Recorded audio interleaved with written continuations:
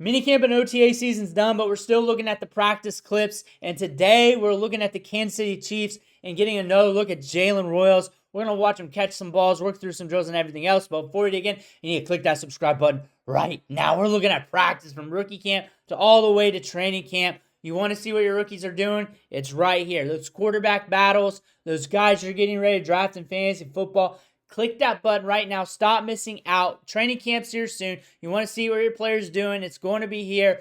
And we're looking at Jalen Royals. We're going to preface training camp, what we want to see in training camp out of him, what we're expecting for him for fantasy football, what we're expecting for him long-term with the Chiefs. That's what we're here to do today. While looking at the practice clips, we looked at a lot of these before, but our goal today is looking through these rookies, seeing what we need to see from them for training camp. And Jalen Royals is a hot wide receiver from Utah State that has sticky hands, that can create separation, that fits well with this team. And if he can climb the depth charts on the Kansas City Chiefs roster, he can be a damn good role player for this team. Like, this is a player that could be rock solid, that could have some big moments from game to game, season to season, multiple moments throughout the year where he's helping this offense out. For fantasy football-wise, that could be a guy that has some blow-off-top weeks. There's a lot of competition, though, in this roster. Of course, Xavier Worthy. Of course, you got Rashee Rice, Travis Kelce. Looks like we might be in the final year, maybe another year on top of that, but not for long there. We're here to party, not here forever. But Jalen Royals, right there he is. He's got some thickness to him. He's strong at the catch point, but can create separation. This is a good wide receiver prospect that slipped through the cracks, but fits well in this offense because he does not have to be the number one wide receiver on the team. Doesn't even have to be the number two wide receiver on the team, but can be a damn good role player. And they're looking for more role players on this wide receiver depth chart that can just come in big on big moments, really help them move the chains, help them deep in games. And this is a player that could see like a 70% route participation rate, even with Worthy and Rashee Rice there in the long term. There's a lot of depth on this roster at the wide receiver spot. As you can just see from the guys here, you see Juju, you see Badger from this year. You see a lot of prospects that have some upside to their game. Sky Moore never really materialized. And you got a guy here like Jalen Royals who has the potential to stick on this depth chart and just be a key contributor. A guy that's there week in, week out, run a lot of routes, having his moment there here and there where he's being very productive, getting some touchdowns. Obviously, Rashee Rice and Xavier Worthy, those are the wide receivers we're really watching in this offense.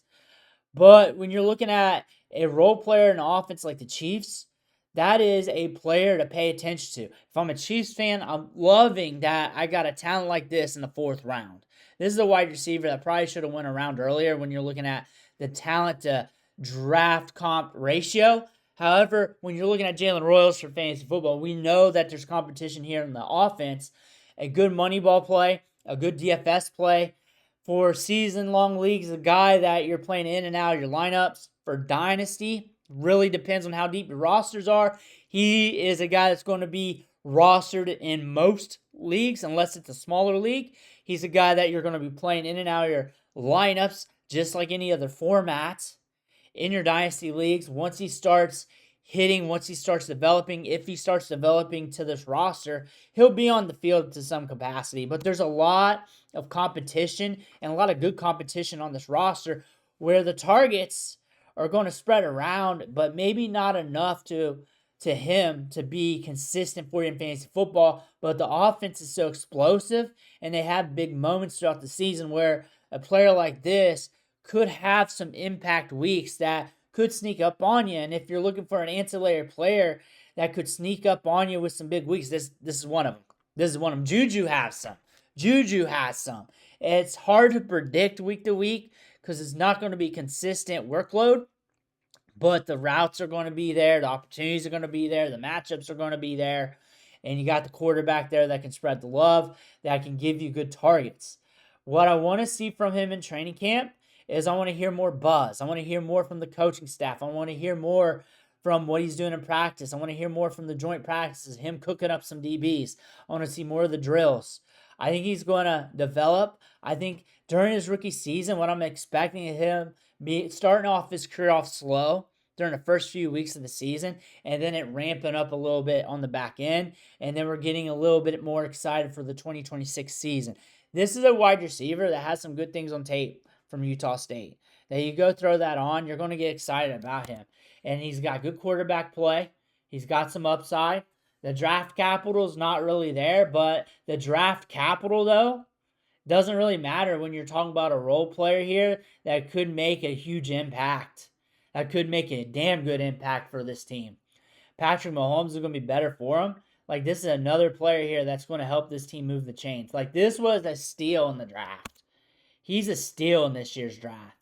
Like, this is a player here that alongside Rashee Rice, Xavier Worthy, different types of wide receivers, you got him around the boundary, deep downfield, contested catches. Maybe you push him downfield a little bit more. You can do a lot with him. Use them in special teams, move him around a little bit. But then you got Xavier Worthy with the speed, yards after the catch. Rashee Rice, he's twitched up. He's been developing rapidly over the last couple years, and he's been looking solid. Now you're looking at Jalen Royals here, who'll fit nicely with this offense as he develops into the system. It might take him a year or two. Sometimes we're seeing these young wide receivers come into the system and it takes them a little bit of time. Rashee Rice took a big step forward that second year, especially this time last year in camp, as they were saying he was like the best player overall on the whole team during that time. Rookie camp, mini camp, OTAs, not rookie camp because it wasn't a rookie, but mini camp OTAs last year, going into the season, going into training camp.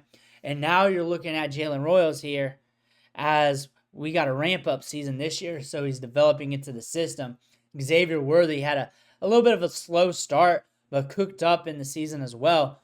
This is a team that's adding weapons quietly adding weapons, and that's only good for Patrick Mahomes. And these ancillary role players here will have their moments. Juju's had his moments in this team. He's had his moments. Sky Moore hasn't had his moments. He hasn't hit. He hasn't materialized. And you're looking at a guy like Jalen Royals who's going to easily take his lunch because Moore has not proven himself. Royals is here looking solid. And you got some other guys here on this roster that's also got some talent as you're seeing some of these names pop up in these drills.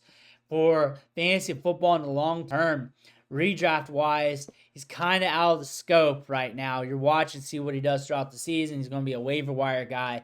But for Dynasty, if you're looking at wide receiver, you need depth at wide receiver. You need lottery tickets at wide receiver.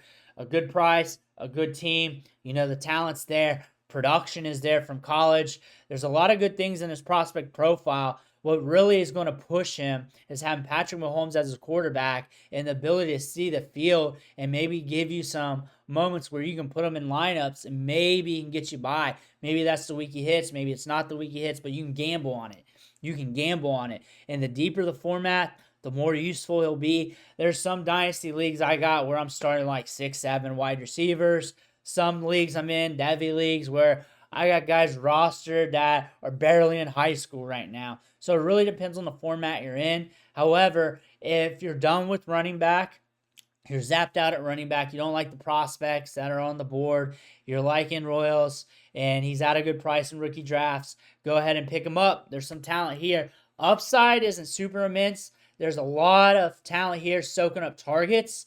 But again, he's going to be a good role player for this team. If I'm a Chiefs fan, I'm very excited that you got him at a good cost. Let me know what you think in the comments below. I want to hear about that. Make sure you hit that subscribe button on the way out. One thing for watching. Catch you on the next video.